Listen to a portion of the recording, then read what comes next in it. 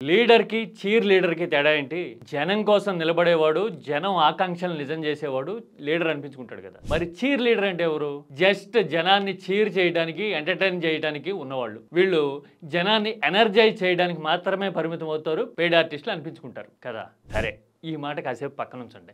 ఓర్వకల్లు సభలో చంద్రబాబు మోడీని అప్పీజ్ చేయడానికి, ప్రశంసించడానికి, పొగడ్డానికి, మెప్పించడానికి చేసిన ప్రయత్నాలు చూస్తే ఒక్కటే డౌట్ వచ్చింది చూస్తున్న వాళ్ళకి. అదేంటో తెలుసా? అసలు ఈ చంద్రబాబు గురించేనా కేంద్రంలో చక్రం తిప్పుతాడు, ప్రభుత్వాల్ని శాసిస్తాడు, అసలు కింగ్ మేకర్ ఈయన అని ప్రచారం చేశారు గతంలో. కేంద్ర ప్రభుత్వాల్లో కీలక పాత్ర పోషించేసి ఢిల్లీ స్థాయిలో చక్రం తిప్పేశాను అని మీడియాలో దశాబ్దాల తరబడి ప్రచారం జరిగిన చంద్రబాబు ఏంటి ఇప్పుడు మోడీని మెప్పించేందుకు, మోడీ గుడ్ లుక్స్లో ఉండేందుకు ఇంతలా తాపత్రయపడ్డారు? పైగా జనంతో మోడీ మోడీ అని చీర్ చేయండి అనడం కూడా ప్రత్యేకంగా కనపడి చాలా ఆశ్చర్యం అనిపించింది. అసలు చంద్రబాబు ఇలాంటి పరిస్థితుల్లో ఎందుకున్నారు? కేంద్రం టీడీపీ మద్దతు మీదే ఆధారపడి సర్వైవ్ అవుతూ ఉన్నా కానీ చంద్రబాబు బతిమాలే పరిస్థితిలో ఉండడానికి కారణం ఏంటో తెలిస్తే ఏపీలో రాజకీయం ఏ స్థాయిలో ఉంది, ఎటు నుంచి ఎటుపోయింది అనే విషయం మనకి క్లియర్గా అర్థమవుతుంది. ఇది ప్రజా ప్రయోజనాలకు సంబంధించిన విషయం. పొత్తులు రాజకీయ ఎత్తుగడలకి సంబంధించింది మాత్రమే కాదు.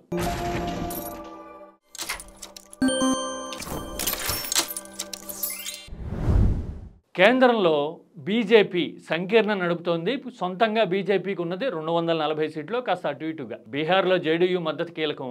అంతకంటే ఎక్కువగా ఏపీ నుంచి టీడీపీ మద్దతు అనేది బీజేపీకి ఆయువు పట్టు. పైగా ఏపీ అనేది దేశంలో ఏ రాష్ట్రము లేని దిక్కుమాలిన పరిస్థితిలో ఉంది. రాజధాని కట్టుకోవాలి, వెనకబడిన జిల్లాలు అభివృద్ధి చేసుకోవాలి, ఆఖరికి మెడికల్ కాలేజీలు కట్టుకోవడానికి 4,000 కోట్లు లేవు అని నిరంతరం చెప్పుకొని దేబరించుకునే పరిస్థితిలో ఉన్న రాష్ట్రం మనది. మరి ఇలాంటప్పుడు కేంద్రం జుట్టు మన చేతిలో ఉంటే ఆ అవకాశాన్ని గౌరవప్రదంగానే, మర్యాదపూర్వకంగానే వాడుకుంటూ ఎంత సాధించుకోవచ్చు, ఎంత రాబట్టుకోవచ్చు, ఎంత గెయిన్ అవ్వచ్చు. మరి అలాంటిది వదిలేసి ఇచ్చిందే మహాప్రసాదం అని ఈవెంట్లు చేసుకుంటున్నాము. జీఎస్టీ 2.0 అలాంటిదే కదా. నిజానికి సెప్టెంబర్లో ఏపీలో జీఎస్టీ రాబడి తగ్గిపోయింది. లెక్క చూడండి. మరి ఈవెంట్ చేస్తున్నాం, బ్రహ్మాండం జరుగుతోంది జీఎస్టీ 2.0 వల్ల అని. రాష్ట్ర ప్రయోజనాల విషయం గట్టిగా మాట్లాడలేకపోతున్నాం. పైగా అప్పీల్ చేయడానికి వంగి వంగి దండాలు పెట్టి మోడీ మోడీ అని నినాదాలు చేయమని చెప్తున్నాం. ఇలాంటి సిచ్యువేషన్ ఎందుకు వచ్చింది? మనం బతిమలాడే పొజిషన్లో ఉన్నామా, లేదంటే కనుక సాధించుకునే స్థితిలో ఉన్నామా అనేది మనం తెలుసుకోలేకపోతున్నామా, లేదంటే స్టేట్ ప్రయోజనాల కంటే కూడా మన పర్సనల్ రాజకీయ ఎజెండా అనేది డ్రైవర్ సీట్ తీసుకుందా? ఇందులో ఏది నిజమని ఆలోచిస్తే రెండో దానికి టిక్ పెట్టాల్సిన పరిస్థితి ఖచ్చితంగా ఉంది. అంతే కదా. ఇప్పుడు ఓర్వకల్లు నాడు అనేది ప్రత్యేకంగా ఏపీకి కేంద్రం ఇచ్చిన బహుమతి కాదు. విభజన హామీలో భాగంగా కేంద్రం దేశవ్యాప్తంగా అనుసరిస్తున్న అభివృద్ధి వ్యూహంలో భాగంగా మనకు వచ్చింది. అంటే అందరితో పాటు మనకు వచ్చిందని ప్రత్యేకంగా సంబరాలు చేస్తున్నాం. మోడీని మెప్పించడానికి చీర్ చేయమని చెప్తూ ఉన్నాం. మరి ప్రత్యేకంగా ఏం అడగొచ్చు ఏపీ?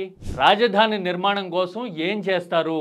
ఎందుకంటే మిగతా రాష్ట్రాల్లో ఎక్కడ ఇలాంటి పరిస్థితి లేదు కాబట్టి అని గదమాయించి అడిగి తీసుకొచ్చే పరిస్థితి ఉందా? ప్రత్యేక హోదా ఇస్తామని విభజన టైంలో చెప్పారు కదా, దాన్ని మనమే గందరగోళం చేసి ప్రత్యేక ప్యాకేజీ ఒప్పుకుని ఆ తర్వాత పొత్తు చెడగొట్టుకుని ఎటు కాకుండా చేశాం కదా. ఇప్పుడు ఆ ప్రత్యేక హోదానో లేదంటే ప్రత్యేక ప్యాకేజో తీసుకొస్తే కనుక వెనకబడిన రాయలసీమ జిల్లాలకి, ఉత్తరాంధ్ర జిల్లాలకి న్యాయం జరుగుతుంది కదా. మనం నిన్న ఈవెంట్ చేసిన ఉమ్మడి కర్నూలులోనే వలసలు తగ్గుతాయి కదా. అలాంటివి ఏమైనా చేస్తున్నామా? పోనీ కేంద్రం తలుచుకుంటే విశాఖ ఉక్కుని కాపాడడము, రిజర్వేట్ చేయడము, క్యాప్టివ్ మైనింగ్ ఇవ్వడము అనేది చిటికలో పని కదా. ఆ పని ఏమైనా చేయిస్తున్నామా? 4,000 కోట్లు లేవు మా దగ్గర అని చెప్పి మనం నిరంతరం మాట్లాడుకుంటున్నాం కదా. ఆర్థికంగా దన్నిచ్చేందుకు ప్రత్యేక సహాయాన్ని ఏమైనా తీసుకురాగలుగుతున్నామా? వీటన్నిటికీ లేదన్నదే కదా సమాధానం. మరి తీసుకురాకపోగా అసలు కేంద్రం ఏపీకి ఇతోధికంగా సహాయం చేసేస్తోంది అని ఈవెంట్లు పెడుతున్నాం. ఏం సహాయం చేసింది అంటే ఓర్వకల్లు నాడు. అది వే బ్యాక్ ఇన్ 2014 విభజన హామీల్లో భాగం. కేంద్రం దేశవ్యాప్తంగా కనెక్టివిటీలో భాగంగా కొన్ని నాడ్స్ డెవలప్ చేయాలనుకుంది. సౌత్లో ఇది కీలకం. మనకి ప్రత్యేకంగా చేసింది ఏమి లేదు, కానీ పబ్లిసిటీ మాత్రం మనం ప్రత్యేకంగా చేయటమే కాదు, మోడీని అప్పీల్ చేయడానికి, గుడ్ లుక్స్లో ఉండటానికి హిందీని తెలుగులో రాసుకుని మరీ తాపత్రయపడి చదివాం.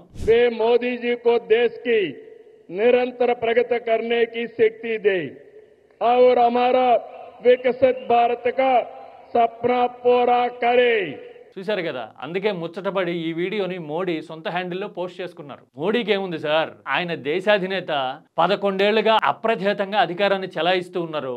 మళ్ళీ వచ్చే ఎన్నికల్లో ఎలా పుంజుకోవాలి అనే ప్లాన్స్ మంత్రదండాలు ఆయన దగ్గర ఉండాల్సినవి ఉన్నాయి.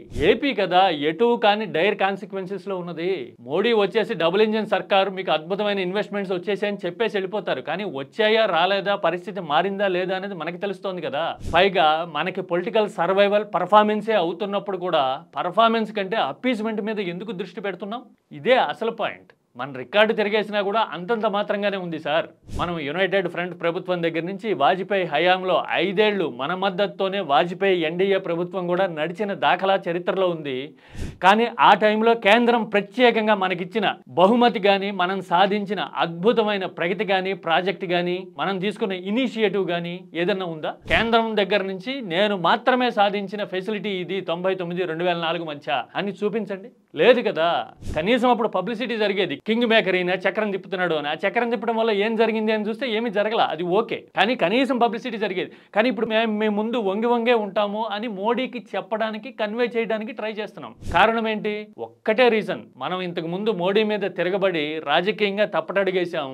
మన రాజకీయ భవిష్యత్తు ప్రశ్నార్థకం అయిపోయింది అనే భయం మనల్ని 5 ఏళ్ల పాటు వెంటాడింది. 2024 ఎన్నికల ముందు పొత్తు కుదిరే వరకు. అందుకోసం ఆ భయం నుంచి బయటపడి మోడీని మెప్పించి మేము మీతోనే ఉంటాము అని పదే చెప్పి గుడ్ లుక్స్లో ఉండడానికి ట్రై చేస్తున్నాం. ఇది మియర్ పొలిటికల్ సర్వైవల్ గేమ్ కదా. ఇందులో రాష్ట్ర ప్రయోజనం అనేది లేనే లేదు. ఇలాంటివి చూసినప్పుడు మీ మీద ఎవరికైనా ఇప్పటికీ హోప్స్ ఉంటే గనక వాళ్ళ గురించి ఆలోచించాలి ఇప్పుడు. ఎందుకంటే ఏపీ లాంటి రాష్ట్రం కేంద్రం సాయంతోనూ బయట నుంచి వచ్చే అప్పుల మీద ఆధారపడి బతుకుతున్న రాష్ట్రం కేంద్రాన్ని అడిగే పరిస్థితిలో లేదు, సాధించే పరిస్థితిలో లేదు. ఇచ్చింది మహాప్రసాదం అని తీసుకుని ఈవెంట్లు పెట్టుకునే పరిస్థితిలో ఉంది. మీతోనే మేము ఉన్నాము అని చెప్పుకొని మా మద్దతు మేర మీరు నడుస్తున్నారు అనే లాజిక్ ని కూడా విస్మరించేసి పొలిటికల్ గేమ్ ఆడుతూ ఉన్నాం. ఇది చూసినప్పుడు అవునా మన ప్రయోజనాల పరిస్థితి ఏమవుతోంది, మనకి కేంద్రం ప్రత్యేకంగా చేస్తున్నదేముంది అనే డౌట్ న్యూట్రల్ గా ఉన్న వాళ్ళకి వస్తూ ఉంటే, చంద్రబాబు రాజకీయం ఏంటి ఇంత డిఫెన్సివ్ గా అయిపోయింది, ఆయనకి రాజకీయ అభద్రత ఇంతలా పెరిగిపోయిందా,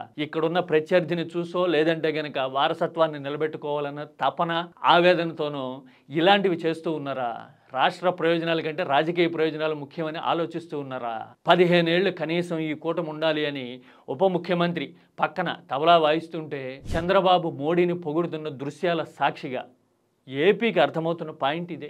ఏపీ ప్రైవేటు పెట్టుబడుల కోసం 22,000 కోట్లు ధారాదత్తం చేసి వదులుకోకుండా ఉండాలి అంటే కేంద్రం మీద ఒత్తిడి తెచ్చి రాష్ట్ర ప్రయోజనాలు కాపాడుకోవాల్సిన సిచ్యువేషన్ ఉంది. మనకి ప్రత్యేక హోదానో ప్యాకేజో ఉంటే గనక పరిశ్రమలు వాటంతట అవే వస్తాయి కదా. రాష్ట్ర ప్రయోజనాలు, జీఎస్టీ ఆదాయాలు, సౌకర్యాలు వదులుకొని మనమే వాళ్ళని ఆహ్వానించే పరిస్థితిలో ఉన్నాం కదా. పైగా ఆ సిచ్యువేషన్ క్రియేట్ చేయగలిగితే కనుక బీజేపీ కూడా ఒక రకంగా అడ్వాంటేజ్ సౌత్ లో. ఎందుకంటే సౌత్ లో ఓన్లీ డబుల్ ఇంజిన్ సర్కార్ ఏపీలో మాత్రమే ఉంది, దానివల్ల ఇంత ప్రయోజనం జరుగుతోంది అని వాళ్ళు కనుక ప్రచారం చేసుకుంటే మిగతా రాష్ట్రాల్లో కూడా అడ్వాంటేజ్ రావచ్చు. మన సామర్థ్యాన్ని ఉపయోగించి అలా కన్విన్స్ చేసి సాధించుకోవచ్చు. పోనీ రాజనీతిజ్ఞత అనిపించుకుంటుంది అలాంటి ప్రయత్నం. మనం రాజనీతిజ్ఞత చూపించట్లా, మన హక్కుని సాధించుకోవట్లా, కేవలం మేము మీ సామంతులము, మేము పడుంటాం ఇట్లా అని చెప్పడానికి మాత్రమే ట్రై చేస్తున్నాం.